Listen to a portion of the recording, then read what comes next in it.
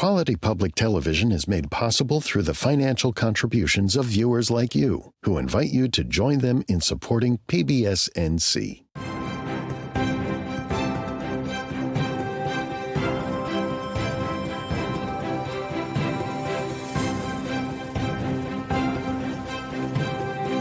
Hello and welcome. I'm Kelly McCullen, host of PBS North Carolina State Lines.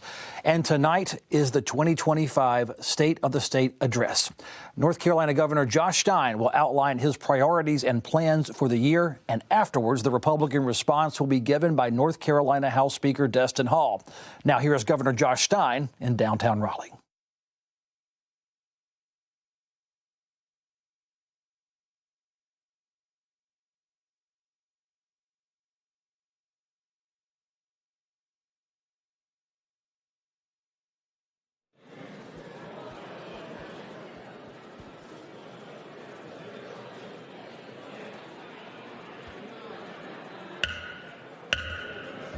The General Assembly will come to order. The Sergeant at Arms of the House is recognized. Madam President, I have the honor to announce the presence of His Excellency, the Governor of the State of North Carolina, the Honorable Josh Stein. The Sergeant at Arms of the House and the Senate will escort the committee and His Excellency to the well of the House.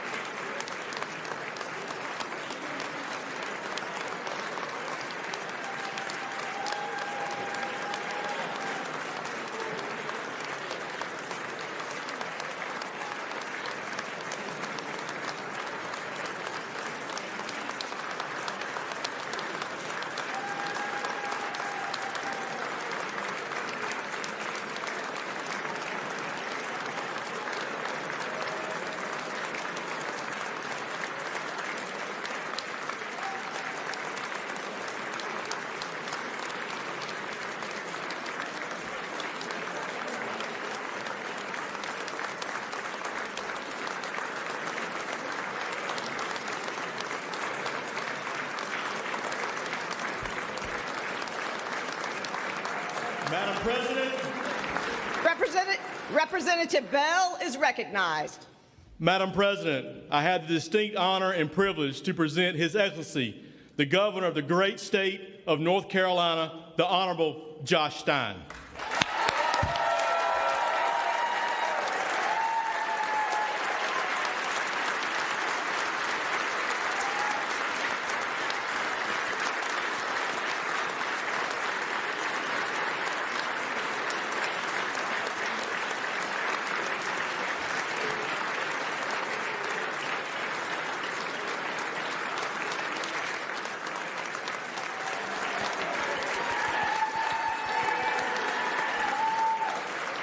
Thank you so much. Good evening. Members of the General Assembly, distinguished guests, His Excellency, the Governor of the State of North Carolina, the Honorable Josh Stein. Thank you, Lieutenant Governor. Thank you.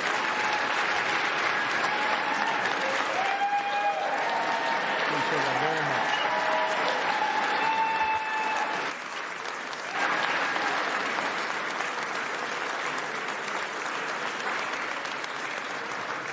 Mr. Speaker, Mr. President Pro Tem, Lieutenant Governor, other members of the Council of State, members of the General Assembly, Mr. Chief Justice and members of the Supreme Court, Chief Judge, members of the Court of Appeals, Cabinet Secretaries, and to all of the North Carolinians watching from your home, good evening. With me tonight are my parents, Adam and Jane, my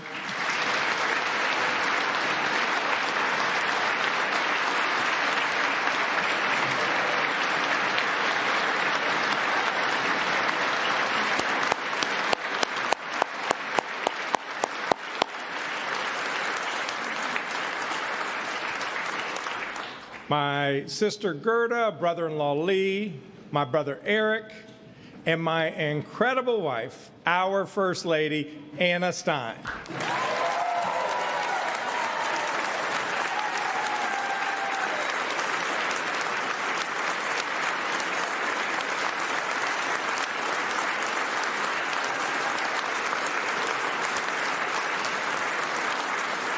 And as a special treat to Anna and me, our wonderful daughter Leah is here as well.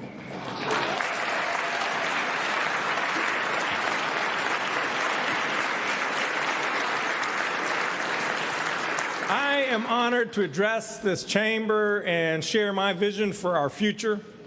But first, I must report on the state of our state. I was sworn in as governor 10 weeks ago today. Assuming this office's responsibility has led to prayer and reflection. When any of us faces an important challenge, we search for strength. Strength to rise to the occasion. Strength to reach across differences in search of common ground. Strength to stand up for what we know is right. Strength to meet the moment.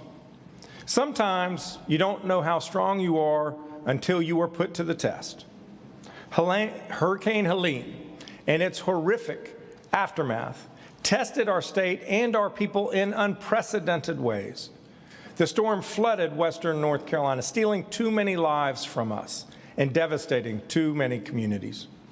But in the days, weeks, and months that followed, we have all seen that the state of our state is strong. North Carolina strong.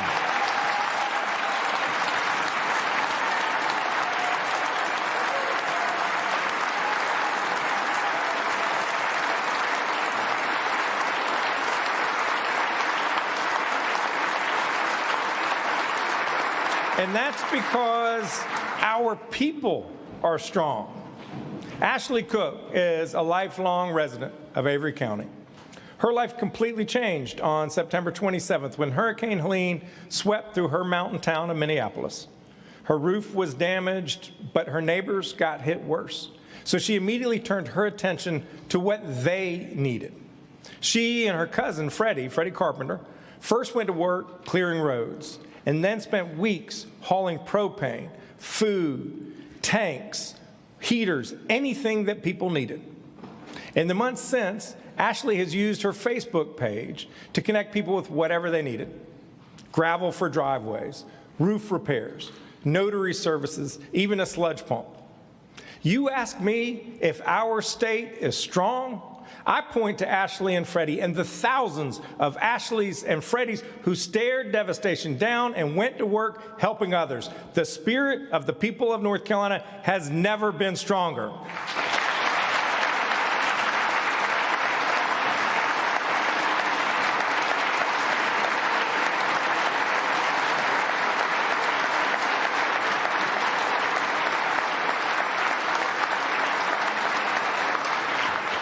Ashley and Freddie were due to join us tonight. I wanted to give them a big shout out, but unfortunately, Ashley's under the weather.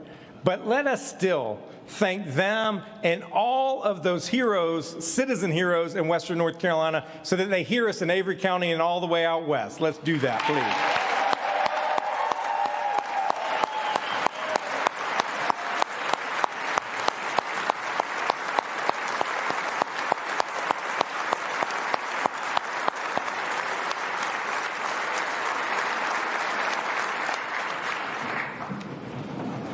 By the way, the people who have been aiding folks out west do not care a whit about the politics of the people they are helping. They simply want to help their neighbors in need, just like the Good Samaritan who took mercy on the traveler left beaten and bloody on the side of the road to Jericho. We must follow their example and step up for our neighbors in Western North Carolina. My team and I have been focused on doing whatever we can to help. On the first day in office, I took action to cut red tape and make it easier for folks to recover. The crews and contractors of the Department of Transportation have reopened more than 1,300 roads so far, and as of March 1st, I-40 is open.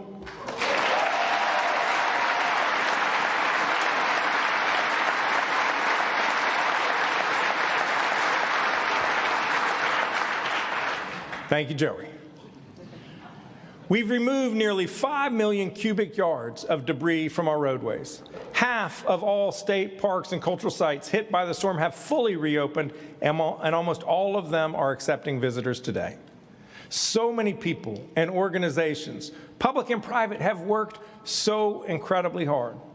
I saw firsthand the remarkable efforts of the Baptists on Mission in mid-January when I volunteered with them to repair the home of a school teacher in Spruce Pine. Groups like Baptists on Mission and Habitat for Humanity are working tirelessly to get people back into their homes. We need them to keep up their good work. That's why in January, I announced a $6 million grant to these two organizations.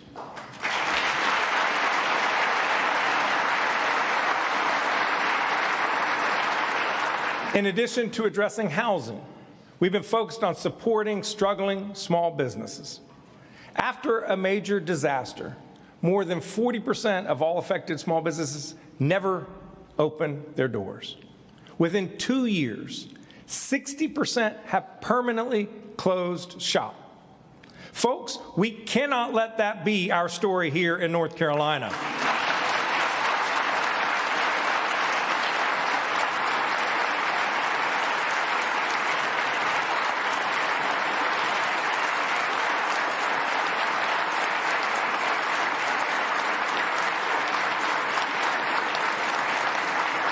Small business is the beating heart of the economy of Western North Carolina.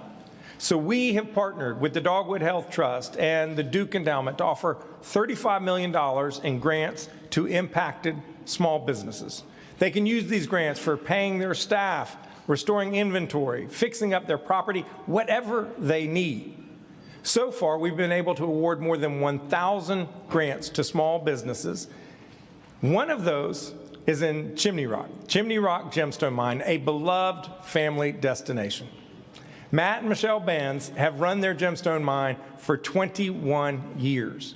That was until Helene caused the Rocky Broad River to jump its banks and flood their store. They've been working incredibly hard to rebuild so that they can reopen this summer. And their small business grant has enabled them to start replenishing their merchandise, hiring back staff, and rebuild. Matt and Michelle, they are here today. Would you please stand?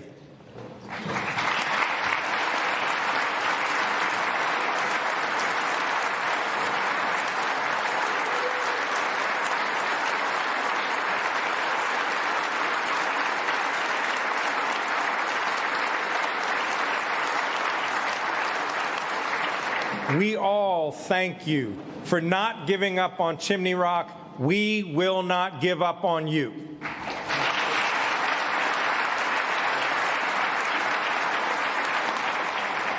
Western North Carolina's businesses are not looking for a handout. They just need a hand up to get back on their feet. And as many small businesses as we have been able to support, many, many more are still waiting for help. So let's support small businesses with grants just like we do with our farmers. Folks, we're talking about $60 billion in overall damages, by far the costliest storm to ever hit our state.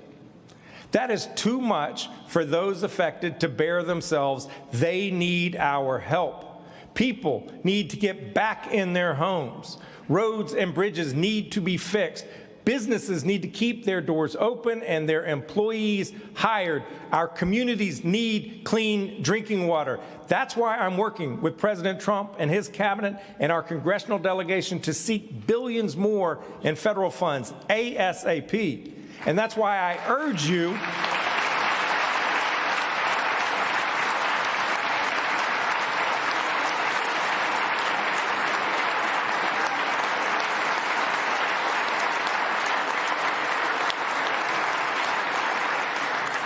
That's why I urge you to pass the $500 million Western North Carolina recovery bill. We need that money now. Heck, we needed it yesterday. Ashley and Freddie, Matt and Michelle, all of Western North Carolina, they need us to do our jobs. So let's do it. Let's pass that bill. And when you do, I am ready to sign it.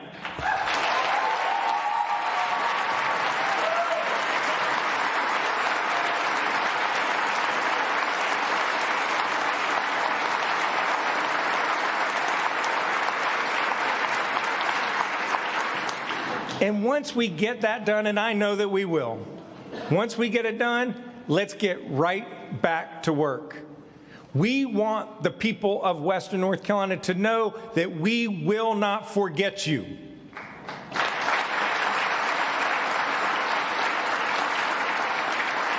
And by the way, when we're talking about rebuilding, we don't mean only out west.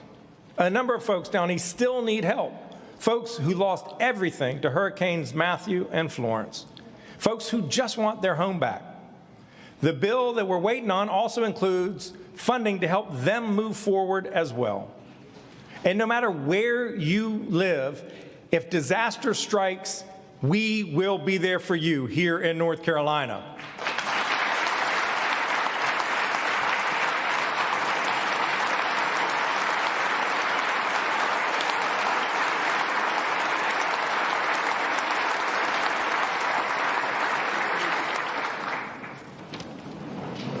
Fundamentally, our commitment to our people is that they have a real shot at success, to get a good paying job or start a small business.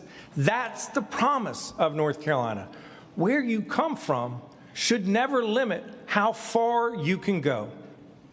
Delivering on that promise is what drives me as your governor. In recent years, we've recruited businesses that have created thousands, tens of thousands of jobs in this state. We've been ranked in the top 2 businesses for business 4 years running. We've become a leader in the clean energy economy. There is a lot to be proud of and plenty of credit to go around. And I am committed to doing my part as governor to continue our state's economic success. In just the past 2 months, we've announced more than 1,500 new jobs, most of which are in rural North Carolina. But we cannot rest on our laurels. Other states want what we have. It is a very competitive world. We can't afford to leave anyone's talents on the sidelines. So we must be a state that is welcoming to all people. We must continue to grow our economy and ensure that it works for everyone. The people of North Carolina are our greatest asset. So to invest in our future, we must invest in our people. And I know this. Look, when it comes to being the governor of this state, when it comes to developing the workforce of this state, no state will outwork North Carolina as I am governor.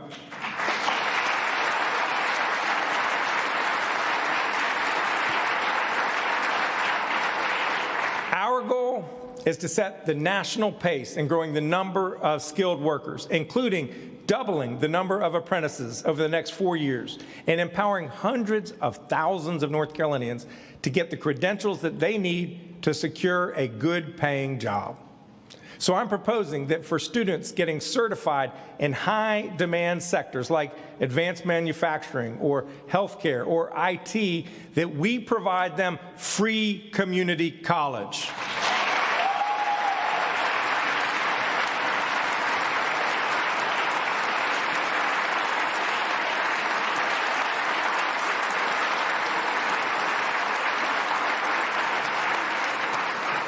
We've also got to support Propel NC, which rewards community colleges when students earn credentials for these high-wage jobs. I'm creating a council on workforce and apprenticeships to unite community colleges, public schools, and local businesses around our shared goal of getting more people access to good jobs with good wages. We know how to do this. Heck, it is happening in many corners of this state today. Northern Regional Hospital in Mount Airy had a nursing shortage. They had to pay very expensive traveling nurses just to fill the gaps. So in partnership with Surrey Yadkin Works, a local workforce organization, the hospital worked with Surrey Community College to create an apprenticeship program. Emily Oriana always knew that she wanted to be a nurse, but she didn't know where to start. This apprenticeship program helped connect Emily to Northern Regional when she was in high school. She earned her certified nursing assistant credential in high school. Now, she's about to graduate from the community college's nursing program as a registered nurse with a focus on ICU care. Emily inspired her sister, Haley, who is now pursuing her own nursing credential to work in labor and delivery. Haley, Emily, would y'all please stand up so we can thank you for taking care of our people?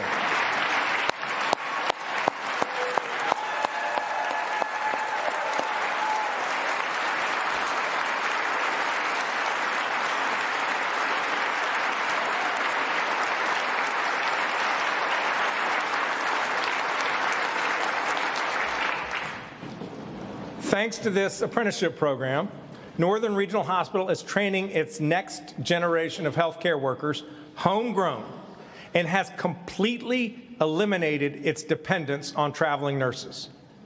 It's about turning apprenticeships into careers, which is good for both the workers and the employers. Folks should not have to get a bachelor's degree to get a good-paying job and provide for their family. Every hard-working North Carolinian deserves a real shot at a brighter future.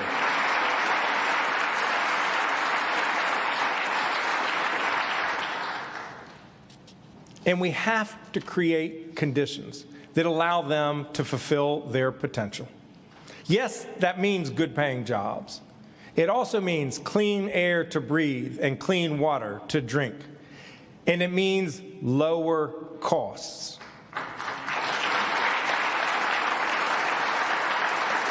Too many North Carolinians are struggling to pay their bills, including housing and childcare. North Carolina is the third fastest growing state in this country after Texas and Florida. But our housing supply has not kept up. To keep prices down, we need more housing of all types: single family, duplexes, triplexes, apartments, condominiums, special needs housing. We can find bipartisan solutions to high housing costs if we work together. So let's do it, and let's get more homes for our people.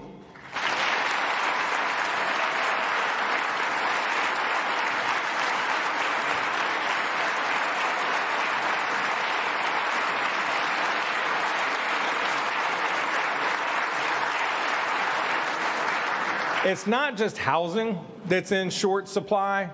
We also need more child care options. You want to hear something crazy? You want to hear something crazy? Too many parents can't afford to work. That's because they can't find child care they can afford, if they can find it at all. At the same time, we don't have enough child care workers because they don't get paid enough. Currently, there's only one child care slot for every 5 families that wants one. Of course, parents should always have the option to stay home with their children, but it should be a choice. Parents shouldn't be pushed out of the workforce. When they are, they suffer, and our economy suffers. Each year, our state loses billions of dollars in economic activity because of this child care crisis. So earlier this week, I announced a bipartisan task force on child care and early education to find innovative solutions to this challenge. And when we do, it will be a win for our children. It will be a win for our parents. It will be a win for our businesses and economy. Let's work together to expand access to quality, affordable child care here in North Carolina.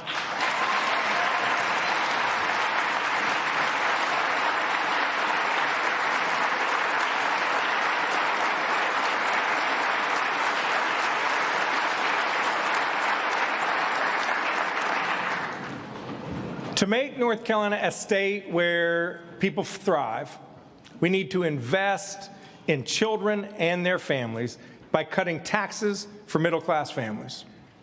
We can cut taxes. We can cut taxes to help families manage the cost of raising a child.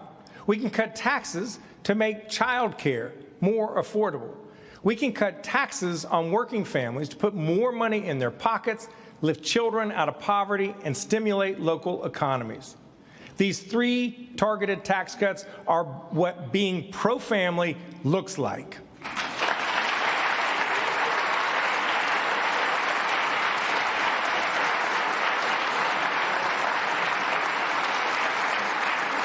We can afford them and still meet our critical education, healthcare, and public safety needs. But we won't be able to make these necessary investments if we do not address the self-inflicted fiscal cliff that we face in a couple years, especially given today's economic uncertainties. We're at a fork in the road when it comes to our budget. We can go ahead with the nearly $10 billion in tax giveaways over the next 4 years, mainly to the wealthy and to corporate shareholders. And by the way, very few of those shareholders are North Carolinians. Heck, most of them aren't even American. Or we can help our neighbors recover from Hurricane Helene, invest in our public safety and public schools, provide targeted tax cuts to support our working families, and keep up with the needs of our fast-growing population. So what is it going to be? Are we going to give money to out-of-state shareholders or invest in North Carolina families? We cannot afford to do both. We should choose North Carolina's children and family every time.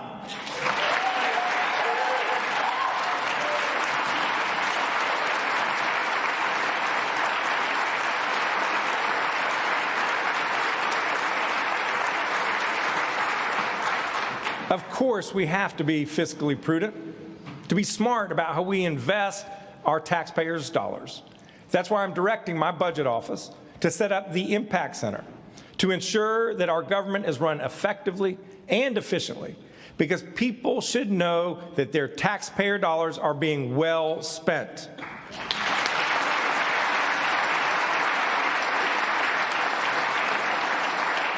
But let's get it right. Let's use a scalpel, not a chainsaw.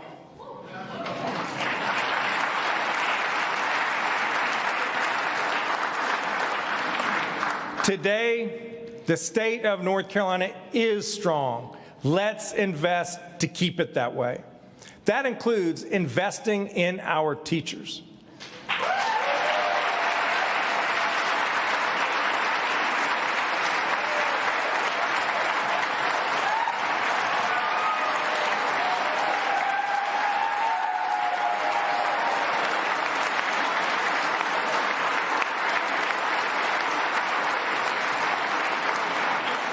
Just take a second. Remember your favorite teacher from elementary school, middle school, high school. A good teacher inspires their students. That's why we must recruit and retain the best. And that's why we must give teachers a real pay raise.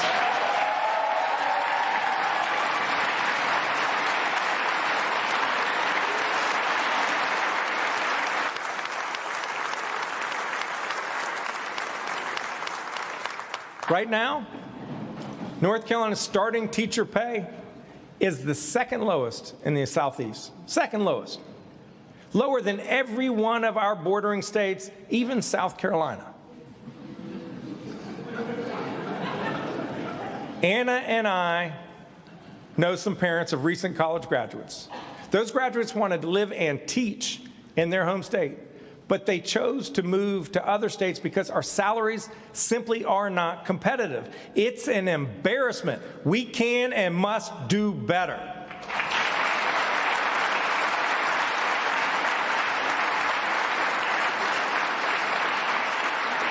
Here's a goal that I think we can all get behind. Let's make starting teacher salaries in North Carolina the highest in the Southeast.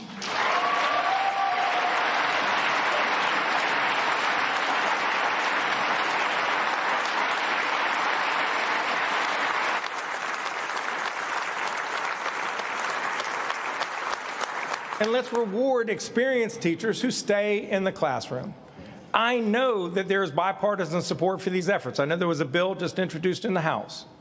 This is an area where we can work together. So let's do it. Let's invest in our kids. Let's pay our teachers a salary that shows them how much we value them. We're honored to be joined this evening by several recent North Carolina Teachers of the Year and Beginning Teachers of the Year, including Ms. Kimberly Jones, and I'm giving her a special shout out because she teaches at my alma mater, Chapel High. She did not teach me, however. Will all of our remarkable educators please stand up?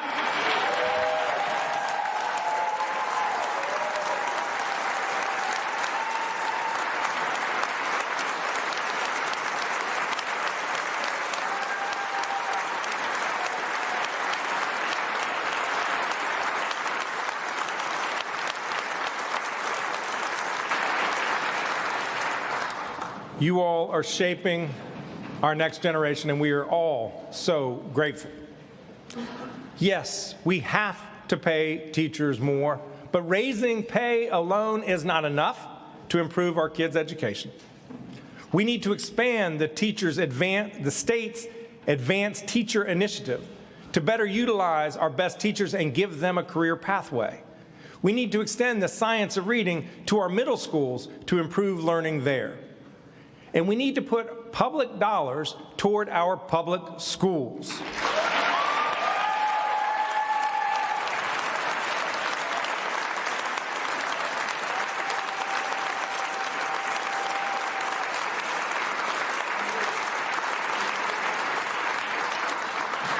North Carolina is 48th in the nation in per pupil investment. Let that sink in.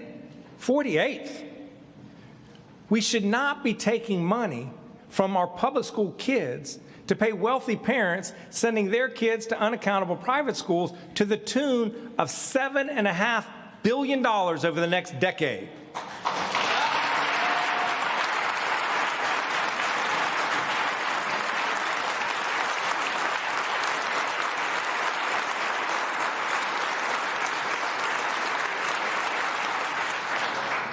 We also need our kids to be fed, because when they're hungry, they don't learn. A square meal improves student attendance, behavior, and learning. Principal Allie Setzer leads Eastern Elementary in Pitt County, which is already providing free school meals to all of its students. Principal Setzer, please stand so we can thank you.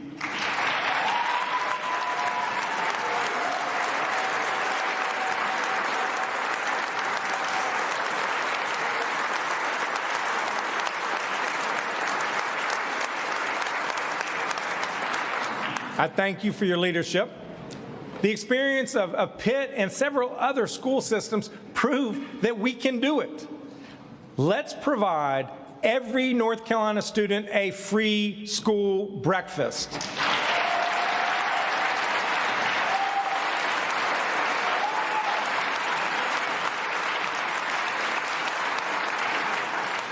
Our students also need safe and well-built schools.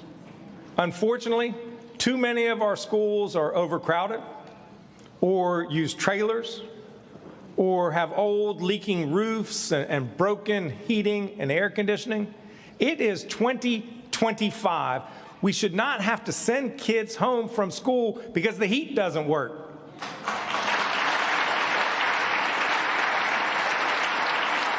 We need safer, healthier, and more modern schools. So tonight, I'm proposing a $4 billion public school bond.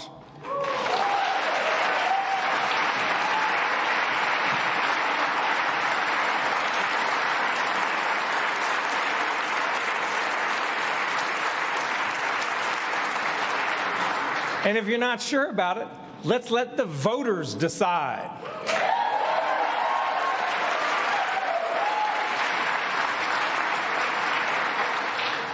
We also need upgrades for safety, like cameras, fences around playgrounds, exterior locks, fewer access points to secure our school buildings from people who mean harm. Nothing is more important than keeping our kids safe.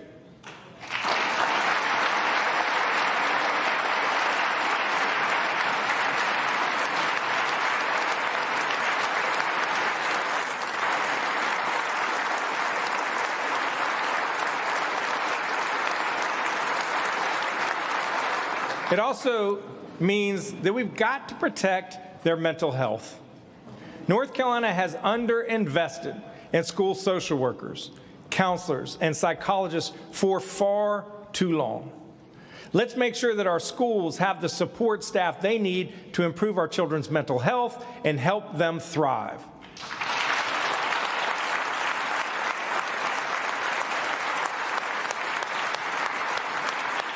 And when we talk about youth mental health, we've got to talk about cell phones and social media. Cell phones are a major source of distraction for our students and disruption for our teachers. When teachers don't have to compete with TikTok for student attention, and when students don't have to choose between social studies and social media, real learning happens, and their mental health improves.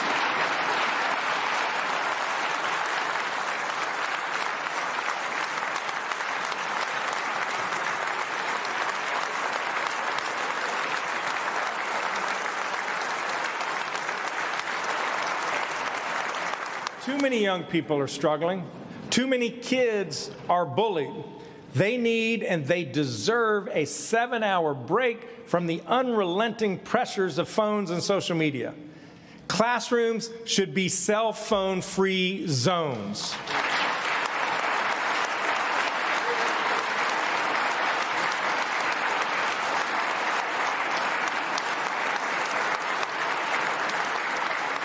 And I'm gratified that bipartisan members of both chambers are tackling this issue, and I look forward to working with you to make this happen. I spent my last 8 years, as you know, as Attorney General, working to keep the people of the state safe. And as governor, I am still at it. So I'm standing up for the people who protect our communities. We ask law enforcement officers to make tremendous sacrifices on our behalf. We ask them to run towards danger when the rest of us may flee. Time and time again, they say yes to protect and to serve. There are a number of law enforcement officers with us here tonight. Will you all please stand?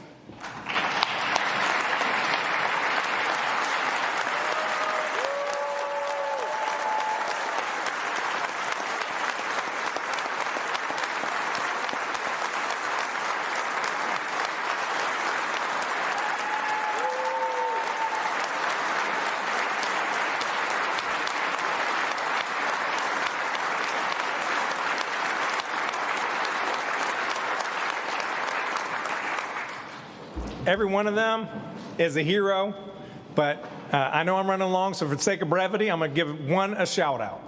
And that's my buddy Forsyth County Sheriff, Bobby Kimbrough, who has dedicated 4 decades to public safety.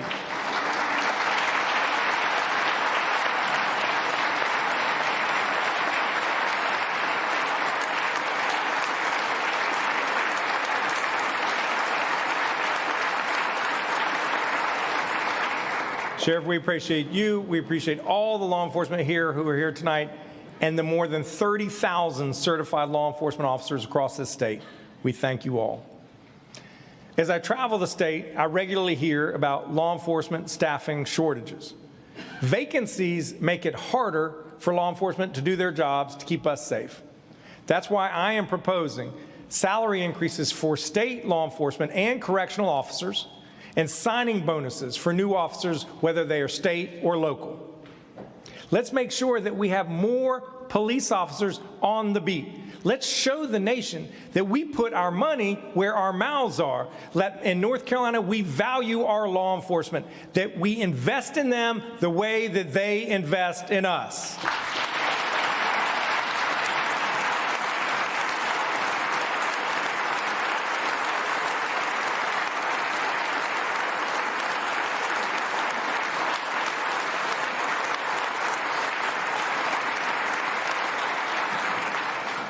And let's improve public safety by tackling the scourges of opioid and fentanyl addiction.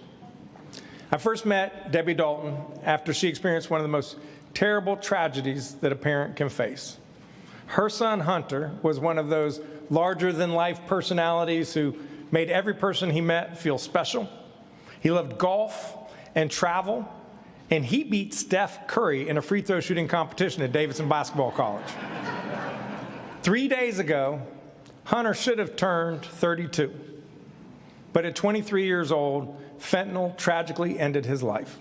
There are thousands and thousands of stories like Hunter's, young people whose lives were taken too soon because of one of the deadliest drugs to ever poison this country.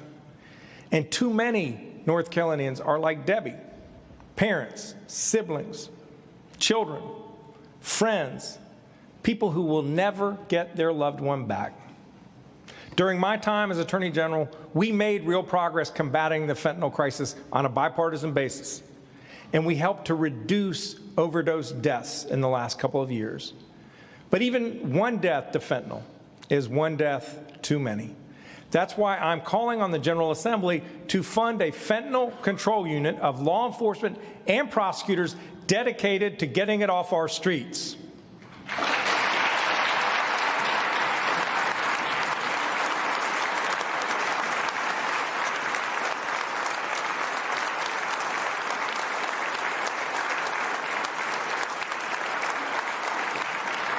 That's how we can honor the memory of Hunter and all of the North Carolinians we have lost too soon. Debbie, would you please stand so we can thank you for your willingness to turn your personal pain into purpose for other people. Thank you, Debbie Dalton.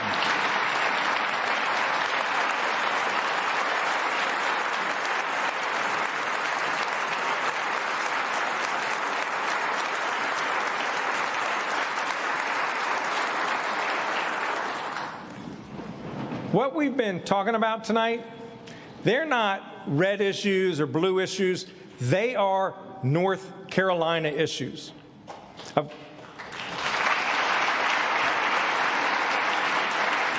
course, on some of them, we may differ about how best to get where we want to go.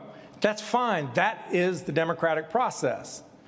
But I am certain that if we come together across our differences, we can find common ground and make progress.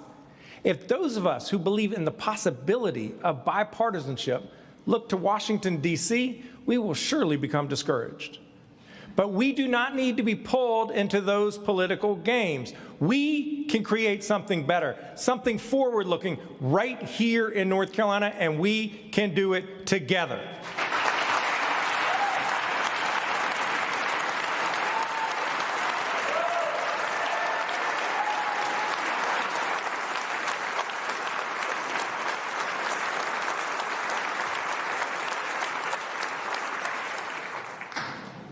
After all, we've done it before. 2 years ago, Republicans and Democrats worked together to expand Medicaid here in North Carolina. Today, more than 640,000 of our neighbors have access to newfound high-quality health care.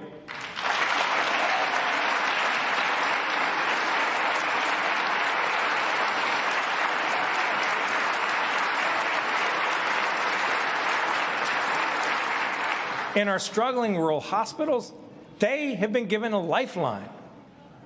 But we know that some in Washington are poised to take aim at our effective, efficient, and critical Medicaid program.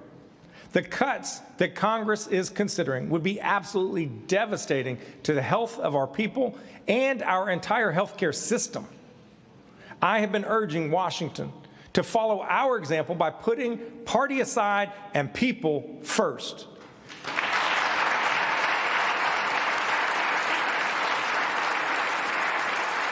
Just as we stood arm in arm as North Carolinians to make Medicaid expansion a reality, let's stand arm in arm to defend our health care.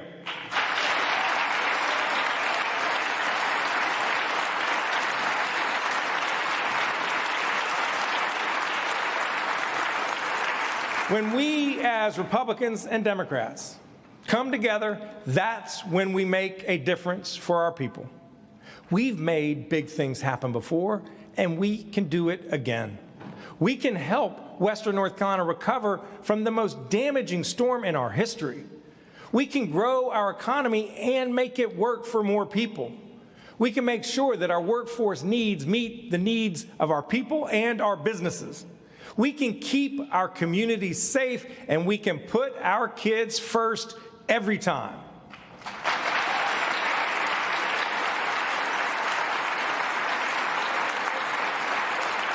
That's because the state of our state is strong. North Carolina strong.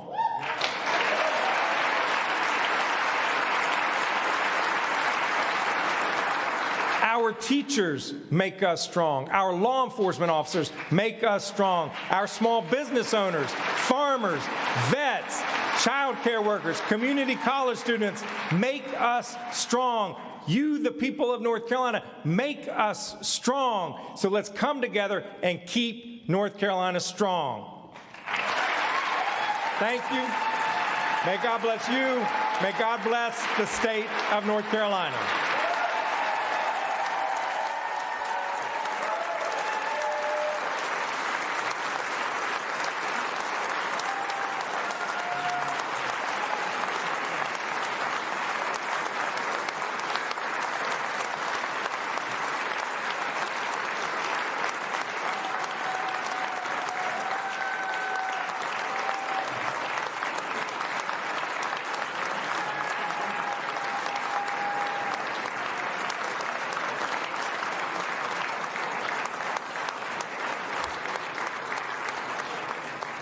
The Sergeant-at-Arms of the House and the Senate will open the doors. The chairs of the Escort Committee are recognized to escort His Excellency, the Honorable Josh Stein, from the chamber.